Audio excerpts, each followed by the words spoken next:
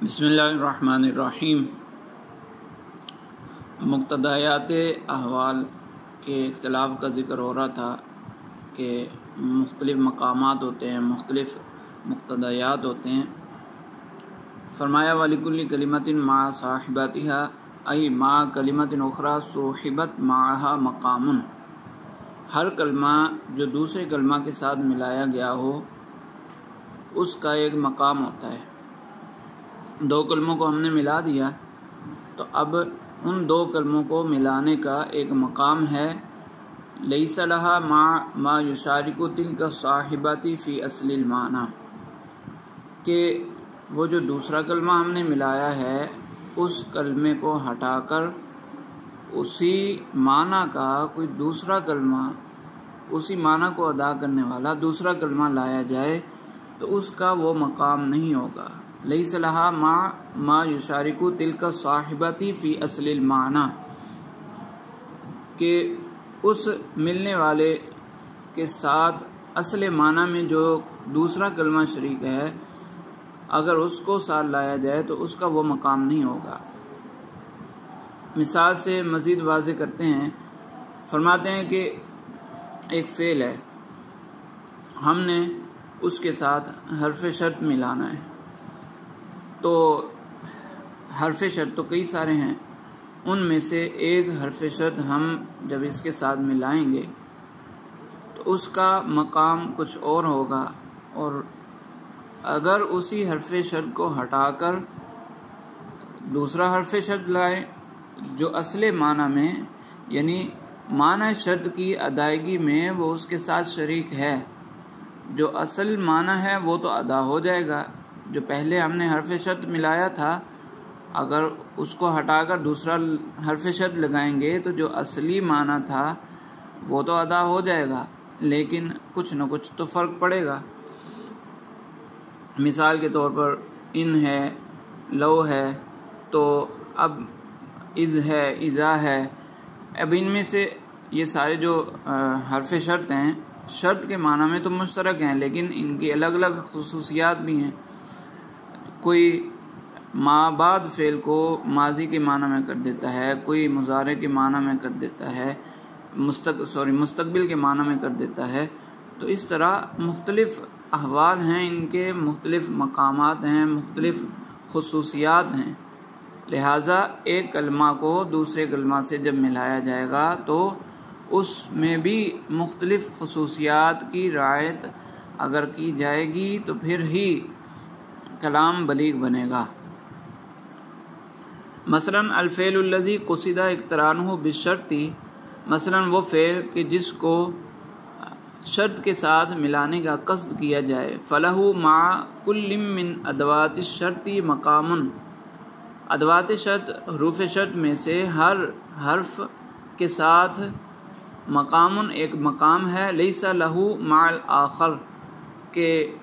اس فعل کا اس دوسرے حرف شرط کے ساتھ وہ مقام نہیں ہوگا۔ وَلِكُلٍّ مِّنْ أَدَوَاتِ الشَّرْطِ مَثْلًا مَعَ الْمَاضِي مَقَامٌ لَيْسَ لَهُ مَعَ الْمُضَارِعِ، اسی طرح اگر حرف شرط کو برقرار رکھا جائے اور فعل میں تبدیلی لائی جائے، فعل پہلے ماضی ہے اور پھر مضارع بنا دیا جائے، اسی فعل کو مضارع کی شکل میں لے جائیں تو بھی فرق آئے گا کہ ماضی کے ساتھ حرف شرط ملے گا تو وہ کوئی اور خصوصی معنی دے گا، اور مضارع کے ساتھ ملے گا تو وہ کچھ اور معنی دے گا۔ اصل شرط میں تو دونوں ہی شریک ہوں گے لیکن کچھ خصوصیات تبدیل ہو جائیں گی۔ تو جب حروف کے کلمات کے آپس میں ملنے کے بھی کچھ مقامات ہیں، کچھ خصوصیات ہیں، تو کلام بلیغ تبھی بنے گا جب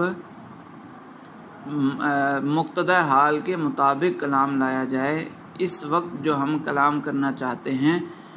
شرط بنانا چاہتے ہیں، یا کوئی بھی صورت ہے دو کلموں کو ملانے کی، تو اس جگہ کو دیکھا جائے، وقت کو دیکھا جائے، مقصود کو دیکھا جائے، ان سب چیزوں کا لحاظ رکھتے ہوئے جو خصوصیات ہمیں حروف کی کلمات کی معلوم ہیں ان خصوصیات پر نظر کرتے ہوئے، ان خصوصیات کو دیکھتے ہوئے اور ہمارے مقصود کو دیکھتے ہوئے کلام کو مرکب کیا جائے گا۔ وقضا کلمات الاستفہام، اسی طرح جو استفہام والے کلمات ہیں تو ان میں بھی فرق ہے، اصل معنی میں سب شریک ہیں لیکن خصوصیات الگ الگ پائی جاتی ہیں۔ والمسند الیہ، اسی طرح مسند الیہ ہے تو اس کے بھی الگ الگ مقامات ہیں۔ کزید مثلا لہو مع المسند المفرد اسما او فعلا ماضیا او مضارعا مقام، ومع الجملۃ الاسمیۃ او الفعلیۃ او الشرطیۃ او الظرفیۃ مقام آخر۔ مسند الیہ ہے تو مسند الیہ کے ساتھ جو مسند لایا جاتا ہے وہ دو طرح کا لایا جا سکتا ہے، ایک مفرد اور ایک جملہ۔ مفرد ہو تو مفرد میں اسم بھی ہو سکتا ہے، فعل بھی ہو سکتا ہے، اگر فعل ہے تو پھر ماضی بھی ہو سکتا ہے، مضارع بھی ہو سکتا ہے، اور اگر جملہ ہے تو جملہ اسمیہ بھی ہو سکتا ہے، جملہ فعلیہ بھی ہو سکتا ہے، جملہ شرطیہ بھی ہو سکتا ہے، جملہ ظرفیہ بھی ہو سکتا ہے۔ تو ہر ایک چیز کا الگ الگ مقام ہے۔ مسند الیہ کو اسی طرح برقرار رکھیں، زید ہے کا زیدن مثلا، زید کو اپنی جگہ پر برقرار رکھا جائے اور اس کے ساتھ جو مسند ہے اس کو تبدیل کرتے رہیں۔ مثال کے طور پر زید قائم اور زید قام، دونوں میں فرق ہے، دونوں الگ الگ خصوصیات کے حامل ہیں، اگرچہ اصل معنی میں دونوں ہی متفق ہیں، دونوں ہی مشترک ہیں۔ اذ المراد بالصاحبۃ الکلمۃ الحقیقیۃ، اب کوئی کہہ سکتا ہے کہ آپ نے یہ جو تشریح کی متن میں تو یہ تھا وَلِكُلِّ كَلِمَةٍ مَعَ صَاحِبَتِهَا، ایک کلمے کو دوسرے کلمے سے ملایا جائے تو اس کا مقام ہوتا ہے۔ یہاں پر آخر میں آپ نے کہہ دیا کہ مسند الیہ زید ہے، اس کے ساتھ اگر مسند کو جملہ لایا جائے تو اس کا الگ مقام ہوگا، تو کوئی کہہ سکتا ہے کہ یہ اس متن کے تحت تو شامل نہیں ہوگا کیونکہ یہ کلمے کو کلمے کے ساتھ ملانا نہیں ہوا، بلکہ یہ تو کلمے کو مرکب کے ساتھ ملانا ہوا، مفرد کو مرکب کے ساتھ ملانا ہوا، جس کا متن میں کوئی ذکر نہیں ہے۔ تو اسی کی وضاحت علامہ تفتزانی رحمہ اللہ نے فرما دی کہ اذ المراد بالصاحبۃ الکلمۃ الحقیقیۃ، اوپر جو ذکر کیا تھا کہ مع صاحبتها، ایک کلمے کا اپنے دوسرے ساتھ ملنے والے کلمہ کے ساتھ ایک مقام ہے، تو دوسرے کلمے سے مراد کلمہ حقیقیہ ہے، او ما ہوا فی حکمها، اور یا پھر کلمہ جو حقیقتاً تو کلمہ نہ ہو لیکن کلمہ کے حکم میں ہو۔ تو مسند جب جملہ ہوتا ہے وہ جملہ اس حیثیت میں ہوتا ہے جب اس کو مسند کی شکل میں نہ دیکھا جائے، یعنی یہ نہ دیکھا جائے کہ وہ ماقبل مسند الیہ کا مسند بن رہا ہے۔ جب اس کی اپنی حیثیت دیکھی جائے تو وہ جملہ ہوتا ہے، لیکن جب اس کا ماقبل سے تعلق بناتے ہیں تو یہ مفرد کی تعویل میں ہو جاتا ہے، کلمہ کی تعویل میں ہو جاتا ہے، اس لیے یہ بھی کلمہ بن گیا، حکمی طور پر یہ کلمہ بن گیا، اور جب یہ کلمہ بن گیا تو اس متن کے تحت اس کو شامل کرنا درست ہو جائے گا۔ وَأَيْضًا لَهُ مَعَ الْمُسْنَدِ السَّبَبِيِّ مَقَامٌ وَمَعَ الْفِعْلِيِّ مَقَامٌ آخر۔ اسی طرح ایک اور چیز ہے کہ مسند الیہ کے ساتھ مسند جو ذکر کیا جاتا ہے وہ دو طرح کا مسند ہوتا ہے، ایک مسند سببی اور ایک مسند فعلی، تو ان دونوں کی بھی الگ الگ مقامات ہیں۔ اب مسند سببی اور مسند فعلی کیا ہوتا ہے؟ مسند سببی وہ مسند ہوتا ہے کہ جس کا تعلق معنوی طور پر بھی مسند الیہ سے ہی ہوتا ہے، وہ خبر مسند خبر بنے پر جس کا لفظی تعلق تو مسند الیہ سے ہے ہی، معنوی طور پر بھی مسند الیہ سے ہی تعلق ہوتا ہے۔ اور مسند فعلی وہ مسند ہوتا ہے کہ لفظوں میں تو وہ اس مسند الیہ کا مسند بن رہا ہے، لیکن معنی کے اعتبار سے وہ اس کا مسند نہیں ہے، بلکہ اس کا مسند وہ کسی اور کا مسند ہے۔ اس کی مثال ایسا ہی ہے جیسا کہ آپ نے صفت بحالہ اور صفت بحالی متعلق ہی پڑھا ہوگا، تو جو صفت بحال ہی ہے وہ مسند سببی ہے، اور جو صفت بحال متعلقی ہے اسی طرح مسند فعلی ہے۔ صفت بحال ہی کی مثال ہم نے پڑھی تھی رجل قائم، تو اب قائم جو ہے یہ رجل کی صفت بن رہا ہے۔ اگر اس میں رجل کی جگہ زید لے آئیں، زید قائم، تو زید مسند الیہ ہے اور قائم مسند ہے، جو لفظوں میں بھی زید کا مسند ہے اور معنی کے اعتبار سے بھی اسی زید کا مسند ہے، اور صفت بحالی لہٰذا اس کو کہیں گے مسند سببی۔ زید قائم میں قائم جو ہے وہ مسند سببی ہے۔ اور جو مسند فعلی تھا، مسند فعلی کی مثال چونکہ صفت بحال متعلق ہی کی طرح ہے، تو صفت بحال متعلق ہی کی مثال ہم نے پڑھی تھی رجل قائم ابوہ۔ رجل موصوف ہے، قائم ابوہ پورا جملہ اس کی صفت بنتا ہے، تو لفظوں کے اعتبار سے تو یہ رجل کی صفت ہے، لیکن معنی کے اعتبار سے یہ رجل کی صفت نہیں ہے۔ قیام رجل کے لیے ثابت نہیں ہے، بلکہ قیام تو رجل کے اب کے لیے ثابت ہے۔ تو اسی طرح اگر رجل کو ہٹا کر زید رکھیں، اس کو جملے کی شکل میں لے جائیں، زید قائم ابوہ، تو زید مسند الیہ ہوگا، اور قائم ابوہ یہ لفظی اعتبار سے اسی زید کا مسند بنے گا، لیکن معنی کے اعتبار سے یہ جو قائم ہے یہ زید کا مسند نہیں بن رہا، بلکہ یہ تو اب کا مسند بن رہا ہے، تو اس کو کہتے ہیں مسند فعلی۔ تو جو لفظوں میں اور معنی میں دونوں میں ایک ہی مسند الیہ کا مسند بنے وہ مسند سببی ہوتا ہے، اور جو لفظوں میں کسی کا مسند بنے اور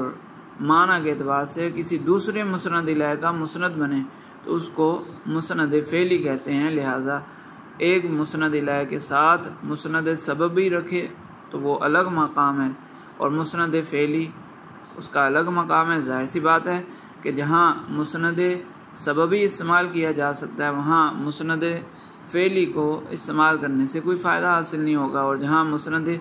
فعلی استعمال کیا جا سکتا ہے وہاں مسند سببی کو استعمال کرنا مفید نہیں ہوگا، اس لیے ان دونوں کے مقامات جدا جدا ہوئے۔ الی غیر ذالک، اس کے علاوہ اور بھی بہت ساری مثالیں مل جائیں گی، بہت ساری تفصیلات نکل سکتی ہیں، یہ تو تمہیداً یا مثال کے طور پر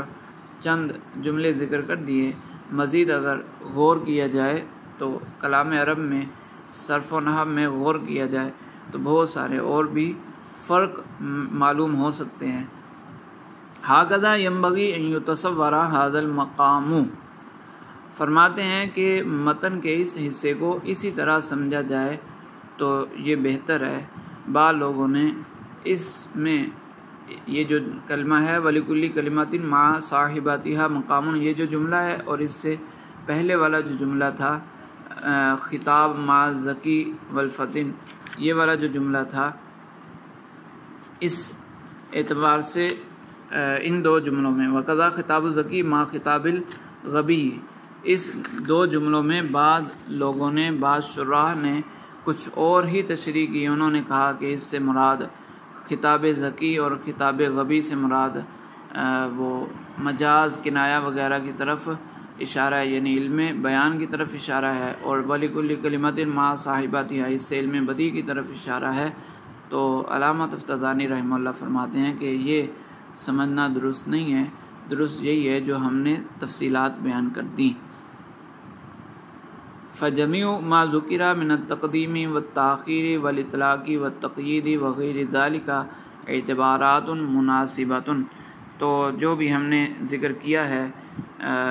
تقدیم و تاخیر شروع میں ذکر کیا تھا، اسی طرح اطلاق و تقیید اور دیگر جتنی چیزیں ذکر ہوئیں، یہ سارے کے سارے اعتبارات مناسبہ کہلائیں گے، اور اس کے مطابق کلام لانا یہ اعتبار مناسب ہے، یہ حال ہے، یہ مقام ہے، تو اس کے مطابق کلام لانا کلام بلیغ بنے گا۔ وارتفاع شان الکلام فی الحسن والقبول بمطابقتہ للاعتبار المناسب، ماقبل میں مصنف نے کہا تھا کہ وہ مختلف، یعنی مقتضی حال مختلف ہیں، مقتدا حال مقتدا مقام مختلف ہیں، پھر کچھ مختلف مقتضیات احوال مقتضیات مقام کا ذکر کیا تھا۔ تو اب فرماتے ہیں کہ چونکہ مختلف ہیں مقتضا حال، تو کلام کی شان جو بلند ہوتی ہے وہ بھی اسی اعتبار مناسب کے مطابق ہونے یا نہ ہونے سے اس کا تعلق ہے۔ تو کلام کی شان حسن میں بلند ہوتی ہے، والقبول اور قبول یعنی بلغاء کے ہاں کلام مقبول ہوتا ہے، کیسے؟ اعتبار مناسب کے مطابق ہونے سے۔ وانحطاطہ انحطاط شانہ بعدمہا، اور کلام کی شان کم ہوتی ہے مطابقت کے نہ ہونے سے، ای بعدم مطابقت الکلام للاعتبار المناسب، اعتبار مناسب کے مطابق نہ ہونے کی وجہ سے کلام کی شان کم ہوتی ہے۔ اب اعتبار مناسب کیا ہے؟ تو مصنف فرماتے ہیں والمراد بالاعتبار المناسب الامر الذي اعتبرہ المتکلم مناسبا بحسب سلیقۃ۔ متکلم یا تو وہ اہل لغت سے ہوگا، اہل لسان میں سے ہوگا، یعنی اگر عربی کی بات کریں تو وہ اہل عرب میں سے ہوگا، یا کسی دوسری زبان سے تعلق رکھتا ہوگا۔ تو کہہ رہے ہیں کہ اعتبار مناسب سے مراد وہ امر ہے، وہ معاملہ ہے کہ جس کو متکلم مناسب سمجھے۔ جس طرح ماقبل میں مختلف مقتضا حال ذکر ہوئے ہیں، تو جس جگہ متکلم نے کلام کرنا ہے وہاں جس چیز کو متکلم نے مناسب سمجھا اس کے مطابق کلام لانا، یہ پھر کلام کی شان کو بڑھائے گا۔ تو جو چیز اس نے مناسب سمجھی متکلم نے، اس کو اعتبار مناسب کہیں گے۔ والمراد بالاعتبار المناسب الامر الذي اعتبرہ المتکلم مناسبا، اعتبار مناسب سے مراد یہ ہے کہ وہ معاملہ جس کو متکلم نے مناسب سمجھا۔ اب متکلم نے مناسب کیسے سمجھا؟ بحسب سلیقۃ، کہ اگر وہ اہل لسان میں سے ہے تو اپنے سلیقہ سے، ذوق سلیم سے وہ اس چیز کو مناسب سمجھ رہا ہے، اور بحسب تتبع تراکیب البلغاء، یا پھر وہ اگر اہل لسان میں سے نہیں ہے تو وہ کسی دوسری زبان سے تعلق رکھتا ہے، تو وہ پھر جس زبان میں کلام کرنا چاہتا ہے اس زبان کے بلغاء کی تراکیب میں غور و فکر کرنے کے بعد اس درجے پر پہنچ جاتا ہے کہ وہ بھی ایسے مناسب معاملے کی رعایت کر سکے۔ تو اس مناسب جس کو متکلم نے مناسب سمجھا وہ معاملہ وہ اعتبار مناسب کہلائے گا۔ یقال اعتبرت الشیء، اور یہ جو اعتبار مناسب میں لفظ اعتبار ہے یہ کہاں سے نکلا؟ تو فرمایا کہ عرب میں یہ مقولہ بولا جاتا ہے اعتبرت الشیء۔ اس کا معنی کیا ہوتا ہے؟ یہ مقولہ کب بولا جاتا ہے؟ اذا نظرت الیہ وراعیت حالہ، کہ کسی چیز کو دیکھا، جب تم کسی چیز کو دیکھو اور اس کے حال کی رعایت کرو تو پھر یوں کہا جاتا ہے کہ اعتبرت الشیء۔ تو اب یہ جو کہا کہ الامر الذی اعتبرہ المتکلم مناسبا، متکلم نے کسی معاملے کو دیکھا اور اس کو مناسب سمجھا، اس کے حال کی رعایت کی، تو اس لیے اس کو اعتبار مناسب کہہ دیا۔ اب یہ جو اعتبار مناسب ہوگا یہ الفاظ میں پایا جائے گا یا معنی میں؟ تو فرماتے ہیں واعتبار ھذا الامر فی المعنی اولا وبالذات وفی اللفظ ثانیا وبالعرض، چونکہ متکلم کلام کرنے سے پہلے مفہوم کو ذہن میں جمع کرتا ہے، پھر اس مفہوم کے مطابق الفاظ ادا کرتا ہے، اس مفہوم کو الفاظ میں منتقل کرتا ہے۔ تو جب مفہوم اول ہے، مقدم ہے، تو اس امر کا اعتبار سب سے پہلے تو معنی میں ہوگا اولاً، اور بالذات اس امر کا لحاظ یہ معنی میں ہوگا، وفی اللفظ ثانیاً وبالعرض، اور لفظ میں اسی امر کا اعتبار، اسی امر کا لحاظ وہ ثانیاً اور بالعرض ہوگا۔ وارتفاع شان الکلام فی الحسن والقبول، مصنف نے کہا کہ کلام کی شان بلند ہوتی ہے حسن اور قبول میں، تو کلام سے کیا مراد ہے؟ فرمایا وَأَرَادَ بِالْكَلَامِ الْكَلَامُ الْفَصِیح، اس کلام سے مراد کلام فصیح ہے، لِكَوْنِهِ اِشَارَةً إِلَى مَا سَبَقَ، تاکہ یہ ما قبل کی طرف اشارہ ہو جائے، یعنی اس لفظ الکلام میں جو الف لام ہے اس کو عہد خارجی بنائیں گے، اور ما قبل میں جو بلاغت کی تعریف ہوئی تھی، بلاغت فی الکلام کی تعریف، اس میں یہ ذکر ہوا تھا کہ کلام فصیح کا مقتضا حال کے مطابق ہونا، تو وہ جو بلاغت فی الکلام کی تعریف میں کلام فصیح ذکر ہو چکا، اس الف لام سے وہی فصیح کلام مراد ہوگا۔ تو وَأَرَادَ بِالْكَلَامِ الْكَلَامُ الْفَصِیح، کلام سے مراد یہاں کلام فصیح ہے، لِكَوْنِهِ اِشَارَةً إِلَى مَا سَبَقَ، اور کلام بول کر کلام فصیح کیسے مراد لیا جا سکتا ہے؟ وہ اس طرح کہ الف لام کو عہد خارجی بنائیں اور یہ ما قبل کی طرف اشارہ ہو جائے، اس کا معہود ما قبل جو بلاغت فی الکلام کی تعریف میں موجود ہے۔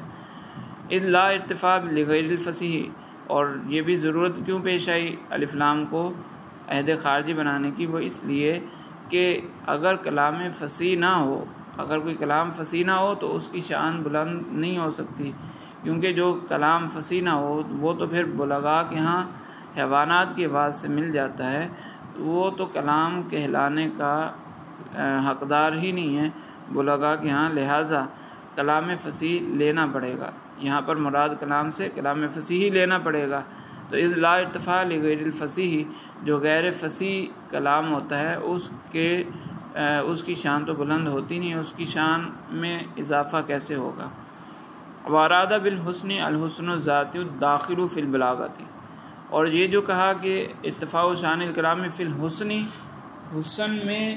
کلام کی شان بلند ہوتی ہے، تو حسن سے مراد کون سا حسن ہے؟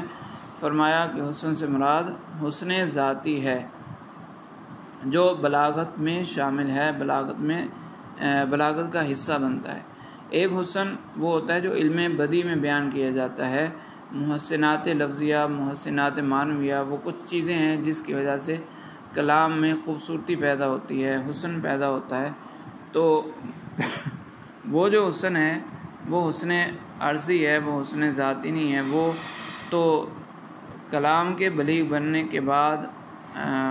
وہ حسن پایا جاتا ہے، یا کلام کے بلیغ بننے سے پہلے بھی وہ حسن پایا جا سکتا ہے، لیکن یہاں چونکہ بلاغت فی الکلام کی بات ہو رہی ہے تو یہ جو حسن ہوگا وہ بلاغت کے اندر لازمی طور پر شامل ہوگا۔ تو فرمایا وَأَرَادَ بِالْحُسْنِ الْحُسْنُ الذَّاتِيُّ الدَّاخِلُ فِي الْبَلَاغَةِ، بلاغت میں جو شامل حسن ہے، جو حسن ذاتی ہے، وہ یہاں پر مراد ہے۔ دون العرضی الخارجی، اور جو حسن عرضی ہے جو بلاغت سے خارج ہے وہ یہاں پر مراد نہیں ہے، لأن الکلام قد یرتفع بالمحسنات اللفظیۃ او المعنویۃ، کیونکہ کبھی کبھی ایسا ہوتا ہے کہ کلام میں حسن آ جاتا ہے، خوبصورتی آ جاتی ہے محسنات لفظیہ، محسنات معنویہ کے ذریعے، جو علم بدیع میں مذکور ہیں ان کے ذریعے کلام میں خوبصورتی تو آ جاتی ہے، لیکنھا خارجۃ عن حد البلاغۃ، لیکن وہ بلاغت کی حد سے خارج ہوتا ہے، بلاغت کی تعریف میں شامل نہیں ہوتا، یعنی وہ کلام بلیغ نہیں بنتا۔ ایک کلام فصیح ہے تو اس کا بلیغ ہونا تو شرط نہیں ہے، تو ایک کلام فصیح ہوا اور اس میں محسنات لفظیہ یا محسنات معنویہ میں سے کچھ چیزیں پائی گئیں تو جس کی وجہ سے اس کلام میں خوبی آ گئی، حسن آ گیا، لیکن وہ پھر بلیغ نہیں بنے گا۔ تو حسن سے مراد یہاں پر وہ حسن نہیں ہے جو علم بدیع میں ذکر کیا جاتا ہے، بلکہ حسن سے مراد حسن ذاتی ہے۔ تو کلام کی شان حسن میں بلند ہوتی ہے، حسن ذاتی میں کلام کی شان بلند ہوتی ہے، بالقبولی، اور بلغاء کے ہاں مقبول ہونے میں اس کی شان بلند ہوتی ہے، بمطابقتہ للاعتبار المناسب، کہ جب کلام اعتبار مناسب کے مطابق ہوگا۔